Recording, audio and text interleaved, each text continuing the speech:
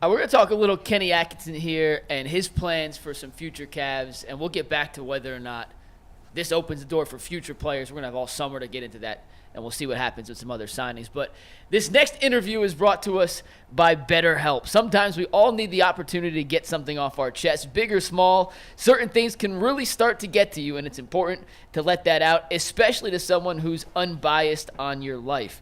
After speaking to Kenny Atkinson yesterday, I got thrilled for his future plans for the core four, especially Evan Mobley, and I needed someone to talk to about it. So I was like, it can't be my mom, it can't be my dad, it can't be Earl or Aunt because they're going to see it on the show.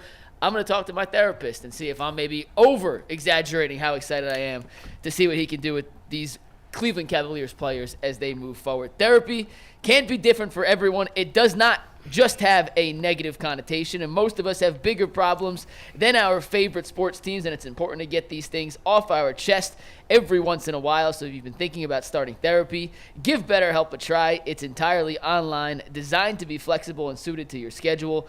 Visit BetterHelp.com/lockedon to get 10% off your first month. That is BetterHelp, HELP.com/lockedon.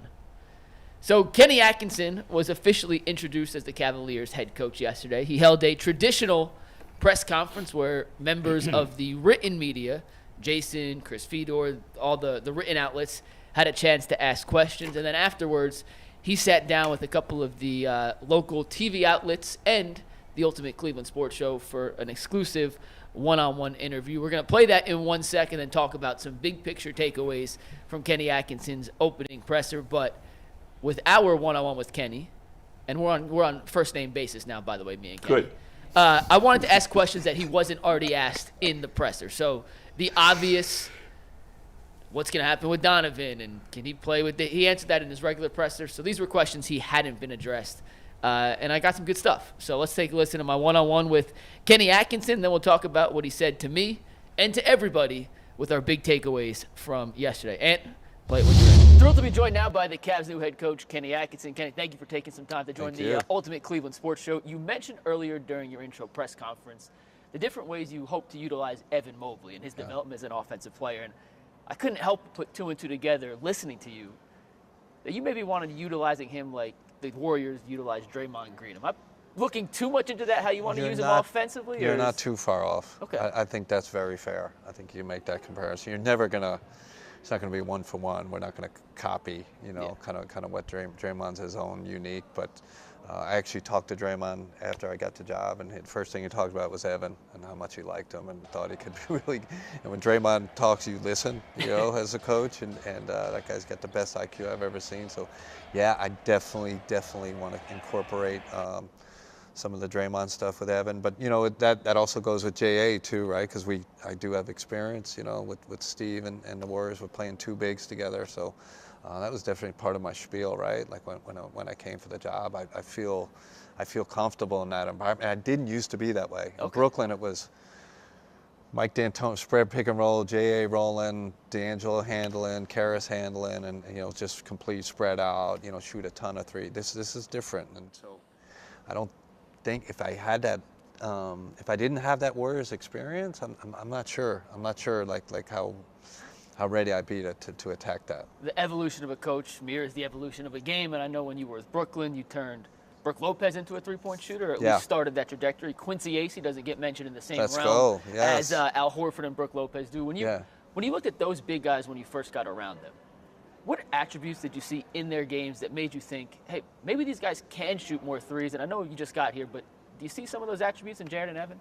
Yes, and I think when it comes to the shooting piece, you have to have there's analytics, right? Like you gotta is there evidence that this guy can be a three-point shooter? I know with Al Horford, I did a deep dive into his mid-range shooting, free throw shooting is actually connected to three-point shooting. There's a correlation between the two. So Evan definitely there's good. He's definitely trending in the right right way. JA, we're gonna have to keep deep diving on that. Am I closed to that idea? No. Am I open to it? Yeah, because that's how you can make the next jump. But I definitely think that's going to be part of the growth. And am I going to say Evan's going to shoot 9 threes like Brook did? I told Brooke, hey, I'd love you to shoot more threes, and all of a sudden he goes from 0 to 9 a game or whatever. I don't think you ever could have saw that coming, right? Yeah, but he embraced it. So, but Evan's got so many other, he's a great driver. He can post up. He's got a lot of things. So, but we're going to take some. I think development, you have to take risks. To get guys to the next level, you got to take some risks, and I'm willing to do that, even if the short term doesn't look great. Without getting too specific, I know Yeah. you're coaching the French national team in the upcoming Olympics. Yeah. How much from that international experience and international offensive basketball do you think will end up translating into what you eventually make the Cavs playbook? I don't think people realize the influence the international game has on the NBA right now, and the explosion of offensive efficiency. To me, it's correlated because there's a new wave of coaches coming in. It's a much more we keep an eye on the international game, and there's a lot of concepts, a lot of ideas, and they're evolving. We run a set in France that I'm like, with Team France, I'm like, I'm taking this. Like I'd never seen it before. And you think you've seen everything, but it's a different game. They know how to manipulate space probably better than us because there's no defensive 3-sec. So they have to be so precise with their spacing. So I'm going to come back from this experience, this Olympic experience with Team France as a better coach. And that's why I'm doing it. For really, obviously first to help Team France and win a gold medal and all that, but the second part of it is I know I'm going to come back a better coach. We got two more for you, Yes. Coach. When you talk to the players, I know it's just introductory conversations, not too much of deep dives, but how excited are they to get incorporated into what a Kenny Atkinson offense is going to look like? Yeah, I think, that's the first, the feedback I get, like, let's go, maybe with some expletives in there, like I hope they're excited, yeah. Yeah, like these guys, and listen, I'm pretty sure my reputation as a collaborator with players, right? Like I will, Max Strus is going to have some, the back screen slip outs that Spo did, and Donovan's got the, great stuff from Utah, and Quinn, can we do all of it? No, but there's going to be elements that they bring to the table, their experiences, and I'm gonna lean on them. I'm gonna collaborate with them. So, and hopefully in the end it comes out, man, we're knocking at the door, getting into the top 10 in offensive efficiency. And last but not least, when you were in Brooklyn, the Cavs had made a trade for Kyrie Irving, and they acquired a Brooklyn pick from Boston that was directly tied to hoping Brooklyn would tank. Yeah. And that didn't necessarily pan out. Yeah. You and Kobe ever talk about that during the interview process, that you kind of screwed up some of their plans? We did not, but I'm going to talk to him after. I'm going to remind him, and that was great. And, what was great about the directive was never, because we didn't have any picks, the directive was like, compete. At all costs, you might as well. Compete. And I've always, the proudest kind of part about the Brooklyn experience was just getting feedback from media and coaches, like, man, you guys compete, like you compete hard and take that part too to Cleveland, right? Like, this is a competitive team, but can we compete even harder?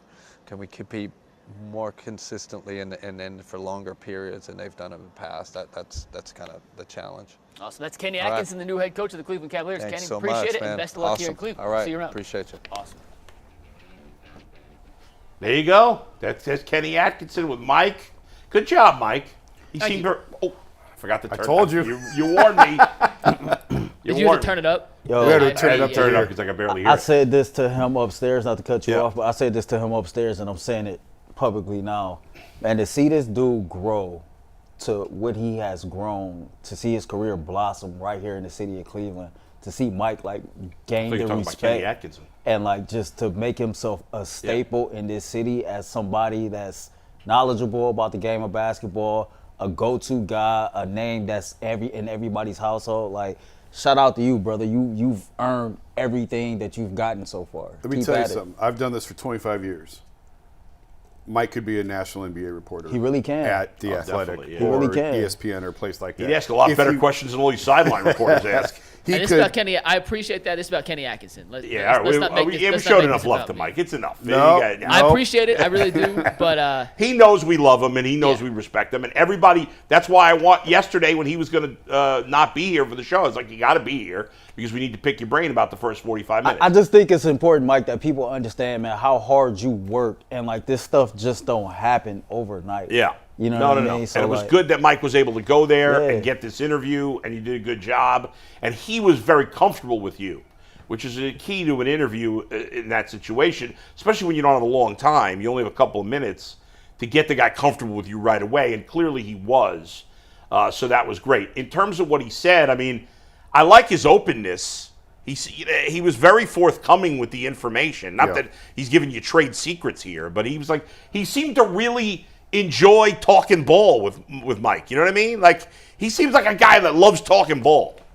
Well, Which is good. I like that kind of coach. But that's going to come across because, I mean, it's going to upset some people. Oh, but boy. No, there's a lot of people in the media that can't talk. Like Oh. X's and O's of basketball.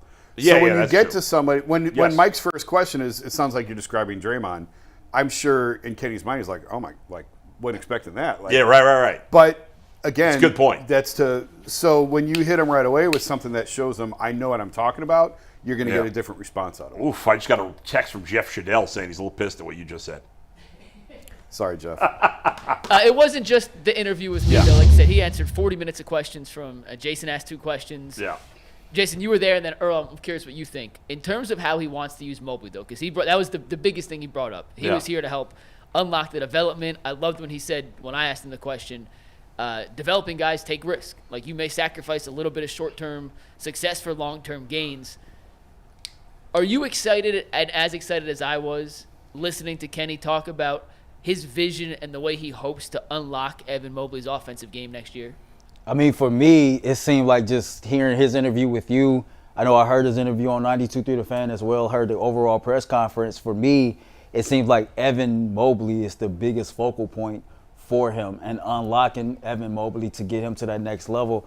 When you heard him speak about Evan Mobley, Jason, it came off as if he didn't feel like he was really utilized properly last year on either end of the floor. This is a dude that has underrated playmaking ability, right? That's not something that people talk about often, how good of a playmaker and ball handler Evan Mobley is. But he used the word quarterback of the defense yesterday when he described how he wants to use him on the defensive side of the ball, kind of like Draymond, but not in the same light. And this is a guy who wants to get Evan to be more vocal, to talk more. And so he's really seems like he's focused on developing him into that, perennial all-star that everybody believes he can be. So I'm excited about that. He talked about learning how to deal with superstar players and how that wasn't something that he was familiar with until he spent time with Ty Lue and with Steve Kerr. And he understood that these superstars are a part of the process, that you might have a plan of your own, but it's always good to bring that to the table and see what their suggestions are so you all can collab and come out with the best solution that helps the overall team.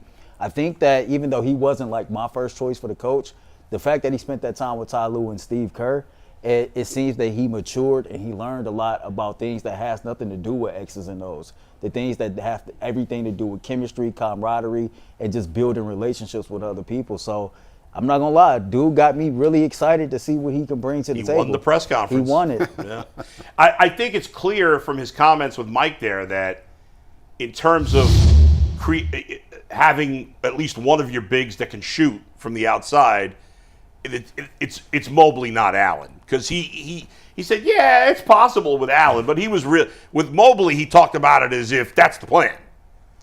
Yeah, it's been the plan for years. Right, but And part of this also, guys, is on, like, Evan's got to take accountability for this. Absolutely. This is on Evan. And you can change the coaches and you can change the scheme and like, it felt like this was the Cavs' message throughout this process of, we've heard it for years, we agree with you, Evan has to be more involved, and now we're going to do something about it. Right. That was going to be one of their talking points throughout the day. But this also falls on Evan. Right. Of like, he has to be more aggressive. And not necessarily in a vocal, boisterous.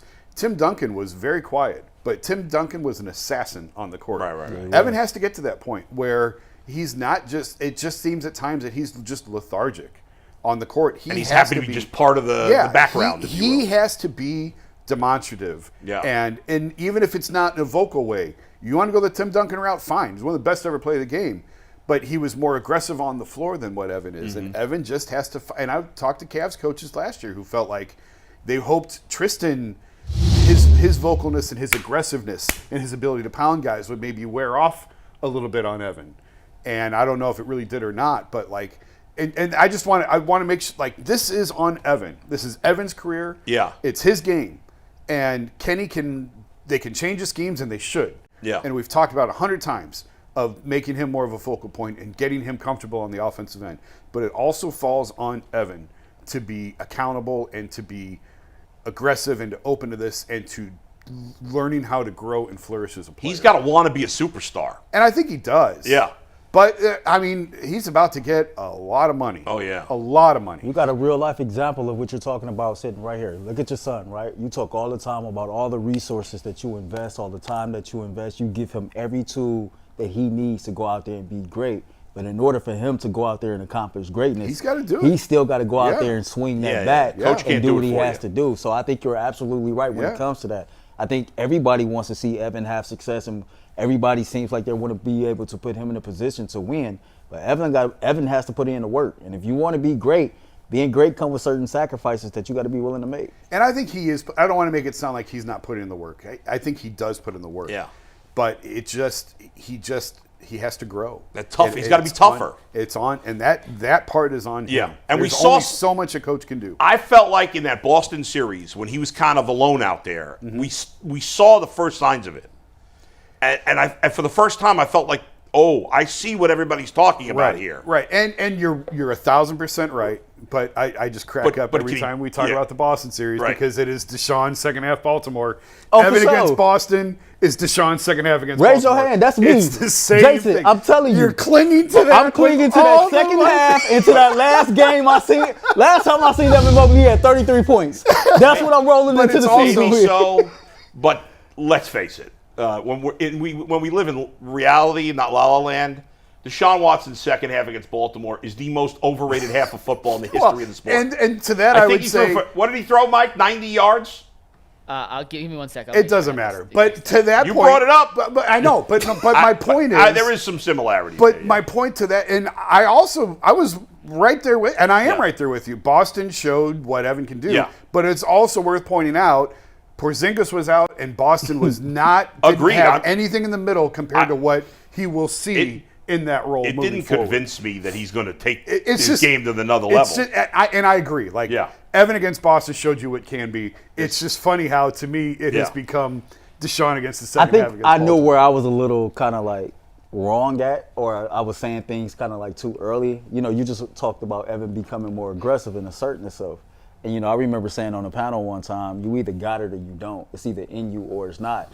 But then I see his brother, and his brother asserts himself. His brother is a little bit more aggressive. So I said, okay, they got the same DNA. It's got to be in there somewhere, They right? probably don't have the talent though. They got the talent, but it's like give me Isaiah's attitude and put it with Evan Evan's Mobley's skill set. Yeah. And man, you got you a dominant basketball player right there.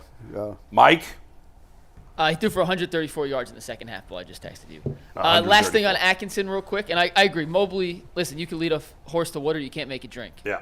Mobley knows he needs to shoot. He knows he needs to be more aggressive. Some guys have that intuitive mindset to go out and do it. Other guys never fully live up to their potential. It happens all the time. Jason, you were there yesterday. There was a lot of questions asked about his time spent with Ty Lue in Los Angeles and with Steve Kerr in Golden State, and he talked about why this was the right opportunity to get back into a head coaching position, knowing how much it's changed since he was in Brooklyn. Did you buy his answers that he's ready and has learned some things from those guys to now incorporate into his head coaching style with the Cavaliers? Yeah, because his relationship with Stars is what got him tossed out of Brooklyn. The Stars said, "Nope, he out." So you better learn from that. And those guys are bad guys. well, We don't know that. it's the way of the NBA. It's. I mean, we Stars know run the Durant and league. Kyrie are I wouldn't want to coach him, they're but a pain in the ass. I wouldn't want to coach him. But it like you have Ty had Kyrie, Right. So and Ty is phenomenal at managing relationships with players, and Steve Kerr's the same way. Those are two of the best. I'm on record. I've said on the show before. I thought one of the biggest mistakes they made was firing Ty Lue. To this day, I think it was a massive mistake firing Ty.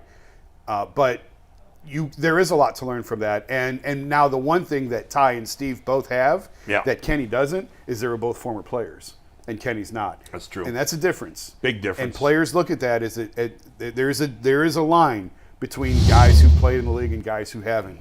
But you can still learn how to manage those relationships from guys who are really good at it. And Ty and Steve are both really good at it.